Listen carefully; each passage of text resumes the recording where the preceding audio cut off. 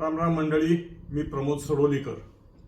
गावगाड्याच्या गोष्टींचा आजचा 24वा भाग. या भागाचं शीर्षक थोडं वेगळं दिलेलं आहे. परंपरेनं केली वाटणी, पीक पाण्याची झाली चटणी.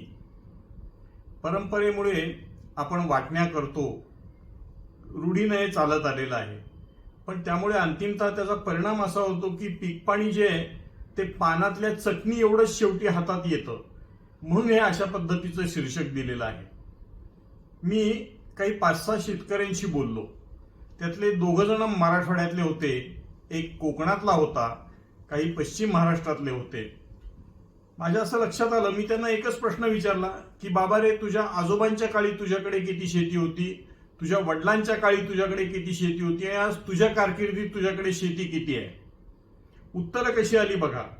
मराठवाड्यातले जे 2 जण होते त्यापैकी एकाच्या कडे आजोबांच्या वेळी 80 एकर शेती होती, वडिलांच्या कारकिर्दीत ती 13 एकर झाली, आणि ह्याच्या कारकिर्दीत 3.5 एकर झाली.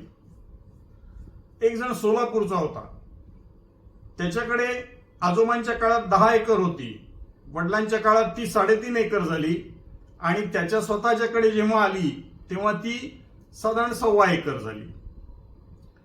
एक पश्चिम महाराष्ट्रातला होता, त्याच्या आजोबांच्या काळात 58 एकर शेती होती, त्याच्या वडिलांकडे आली तेव्हा ती 11.5 एकर झाली, आणि त्याच्याकडे आली तेव्हा ती 3 एकर झाली.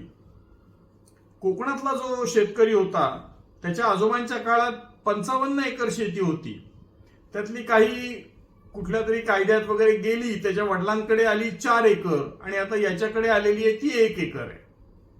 दुसरा मराठवाड्यातला जो होता त्याच्या आजोबांकडे 32 एकर शेती होती, वडिलांकडे 6 एकर आली, आणि आज त्याच्याकडे 3 एकर शेती आली.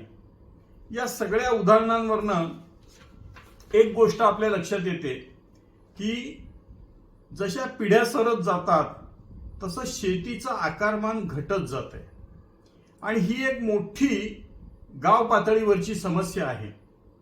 ती कशी समस्या आहे त्याच्यावरती आपण चर्चा करणार आहोत.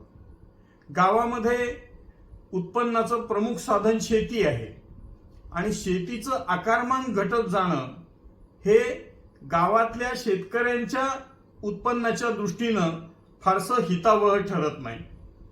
आपण ही वैयक्तिक उदाहरणं पाहिली शेतकऱ्यांची, पण राज्य पातळीवरती चित्र काय दिसतंय तेही आपण बघूयात. महाराष्ट्रामध्ये 70-71 साली पहिली कृषी गणना झाली, आणि ती टप्प्याटप्प्यानं होत होत 2015-16 साली 10वी कृषी गणना झाली. आता काही फक्त 3 आकडे मी तुम्हाला सांगतो, त्यावरून तुम्हाला लक्षात येईल की 70-71 साली लँड होल्डर्स म्हणजे जमीन मालक होते 50 लाख, आणि 15-16 साली जेव्हा 10वी कृषी गणना झाली तेव्हा 1,53,00,000 म्हणजे जमीन मालकांच्या संख्येत जवळपास तिप्पट वाढ झालेली होती. जमिनीत वाढ झाली का? जमिनीत तर वाढ होत नाही, आपल्याला माहिती आहे. पिकाखालचं क्षेत्र जे होतं ते किंबहुना कमीच झालेलं होतं. ते 212 लाख हेक्टर पासून, जे 70-71 साली 212 लाख हेक्टर होतं, ते 15-16 साली 2,05,000 हेक्टर झालेलं होतं. म्हणजे 45 वर्षात 7 लाख हेक्टरनी पिकाखालचं क्षेत्र कमी झालेलं आहे. म्हणजे दरवर्षी साधारणपणे 15,000 हेक्टर पिकाखालचं क्षेत्र कमी होत आहे. आता ह्या सेन्सस प्रमाणे महाराष्ट्रात सरासरी जमीन धारणा जमीन मालकांची किती होती? 70-71 साली ती 4 हेक्टर 28 आर इतकी होती. ती घटून आता 10व्या कृषी गणनेच्या वेळी म्हणजे 2015-16 साली ती 1 हेक्टर 34 आर इतकी झालेली आहे. या सगळ्या काळामध्ये काही घडामोडी घडल्या, म्हणजे या जमिनीचे तुकडे पडत असताना त्याचे परिणाम काय काय झाले तर तुम्हाला माहिती आहे, जमीन मालकांची आपल्याकडे वर्गवारी केली जाते. सीमांत शेतकरी मार्जिनल फार्मर्स, छोटे शेतकरी स्मॉल फार्मर्स म्हणजे 1 ते 2 हेक्टर, सीमांत शेतकरी म्हणजे 0 ते 1 हेक्टर, मध्यम शेतकऱ्यांचे 2 वर्ग केलेत, एक 2 ते 4 हेक्टरवाला आणि 4 ते 10 हेक्टरवाला, आणि मोठे शेतकरी म्हणजे 10 हेक्टरच्या पेक्षा जास्त असलेले.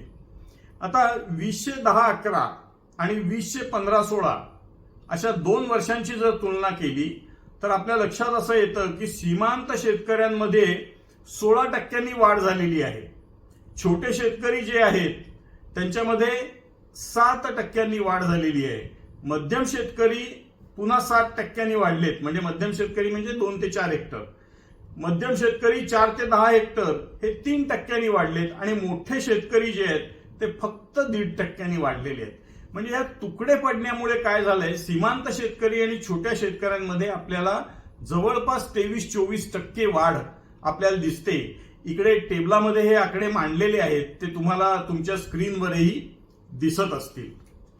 आता हे सगळं करत असताना प्रत्येक जमीन मालकाची सरासरी जमीन धारणा ही कशी होती, तर आपल्या असं लक्षात येईल की सरासरी जमीन धारणा सुद्धा कमी झालेली आहे. आता इथे जो एक तुम्हाला ग्राफ दिसतोय, त्या ग्राफमध्ये शेतकऱ्यांचे काही गट पाडलेले आहेत. ते गट असे पाडलेत, खाली तुम्हाला दिसत आहेत की 50 आर पर्यंत शेती असलेले, 50 आर ते 1 हेक्टर पर्यंत शेती असलेले, 1 ते 2 हेक्टर पर्यंत शेती असलेले, 3 ते 4 अशा पद्धतीनं खाली तुम्हाला ते गट दिसत आहे.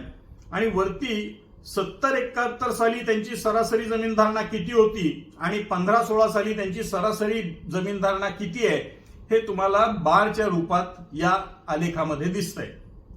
तर तुमच्या असं लक्षात येईल की या जमीनधारकांच्या प्रत्येक वर्गामध्ये सरासरी जमीन धारणेमध्ये घट झालेली आहे. फक्त 50 आर पर्यंत जमीन धारणा असणाऱ्यांचा जो गट होता त्यांच्यामध्ये फक्त सरासरी जमीन 0.24 आर 0.24 आर दोन्ही वर्षी राहिलेली आहे. बाकी 15-16ला सरासरी जमीन प्रत्येक जमीन मालकाची घटल्याचं आपल्याला दिसतंय. म्हणजे एकीकडे सरासरी जमीन घटली, एकीकडे निव्वळ पिकाखालचं क्षेत्र आहे ते जर 1986-87 साली पाहिलं तर 180 लाख हेक्टर होतं. तेच 2019-20 या साली पाहिलं तर 167 लाख झालेलं आहे. म्हणजे निव्वळ लागवडीखालच्या क्षेत्रामध्ये सुद्धा आपल्याला घट झालेली दिसून येते. म्हणजे बघा की परंपरेनं जे काही वाटणीची पद्धत आपल्याकडे पडलेली आहे त्यामध्ये म्हणजे मुलांमध्ये वाटणी होते तशी बहिणींनाही हक्क मिळतो, जो मिळालाच पाहिजे. आता बहिणींच्या हक्काचं काय होतं, 3 प्रकार होतात. एक तर बहिणी हक्क सोड देतात भावावरच्या प्रेमामुळे, किंवा दुसरं म्हणजे बहिणींना उचलून पैसे दिले जातात, आणि तिसरं ती जमीन ताब्यात घेतात. म्हणजे मग ती जमीन तिच्या सासूरच्या लोकांकडे निघून जाते. या सगळ्याचा परिणाम म्हणजे शेतीचा आकारमान फार छोटा होत गेला. पूर्वी कसं होतं, जेव्हा मोठी शेती होती तेव्हा वेगवेगळ्या प्रकारची पिकं, अन्नधान्याची पिकं, काही कॅश क्रॉप्स अशी घेतली जायची. ते घेणं शेतकऱ्याला आता या छोट्या आकारमानामुळे शक्य होत नाहीये. जमिनीचा आकार छोटा झाल्यामुळे भांडवली गुंतवणूक करायची, यांत्रिकीकरण करून खर्च कमी करायचा, या पद्धतीची कामं शेतकरी करू शकत नाही, त्याचा विचारही करू शकत नाही. जमिनीचं आकारमान छोटं झाल्यामुळे एका कुटुंबाला त्या जमिनीवरती वर्षभर जगणं अशक्य होऊन बसलं. शेतीच्या उत्पादनात आणि उत्पन्नात सुद्धा घट झाली. जितके तुकडे पडत जातील तितके बांधाखालची जमीन वाढत जाईल. मग याचा अटळ परिणाम म्हणजे शहरांकडे स्थलांतराचं प्रमाण वाढलं. आणि मग तो शेतकरी सुद्धा असा विचार करतो की असं थोडं थोडं मिळवण्यापेक्षा शहराजवळचं जर गाव असेल तर एकदाच ती जमीन विकून टाकावी, काय येतील ते पैसे एकदाच घ्यावेत. मग ते पैसे सत्कारणी प्रत्येक वेळी लागतात असं नाही, आणि याचे आणखीन विपरीत परिणाम होतात. तर असा हा वाटणीचा मोठा प्रश्न आपल्या समोर आहे. याच्यावर काही उपाय करता येतील का, कोणते संभाव्य उत्तर या प्रश्नावर असू शकतील, याच्यावरची चर्चा आपण उद्याच्या भागात करूयात. नमस्कार.